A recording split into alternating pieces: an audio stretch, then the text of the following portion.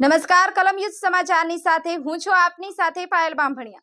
તો જોઈએ આજના મહત્વના સમાચારમાં। નાગવીરી ગામે નંદનવન ખાતે 900 જેટલા વૃક્ષો દીકરીઓના નામે લહેરાશે। આજ રોજ તારીખ 6/8/2024 રોજ નખત્રાણા તાલુકાના નાગવીરી ગામના ભાગોળે આવેલા વીર વાછરા દાદાના મંદિરના સમીપે શ્રી લક્ષ્મીનારાયણ ભગવાનના નૂતન મંદિરના ભાવ પ્રતિષ્ઠા મહોત્સવ અંતર્ગત નાગવીરી ગામની 900 દીકરીઓના નામકરણ સાથે 900 વૃક્ષોનું વાવેતર કરવામાં આવે, જેના નામકરણની તકતી દરેક વૃક્ષમાં આજ રોજ ગામના અગ્રણીઓના હસ્તે લગાવવામાં આવે। ક્ષારયુક્ત જમીનમાં 6x6 ફૂટ તેમજ 4 ફૂટના ઊંડા ખાડામાં કાંપયુક્ત રેતી નાખી નાગવીરી શ્રી લક્ષ્મીનારાયણ પાટીદાર સમાજના નેજા હેઠળ એનબી ફાઉન્ડેશન રામપરના સહયોગથી આનવતર પ્રયોગ હાથ ધરવામાં આવ્યો છે।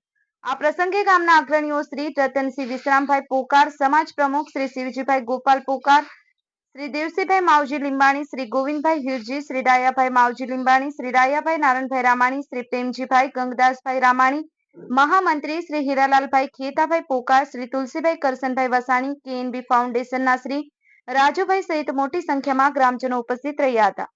મહેશ એલ સોની, કલમયુદ્ધ સમાચાર, નખત્રાણા।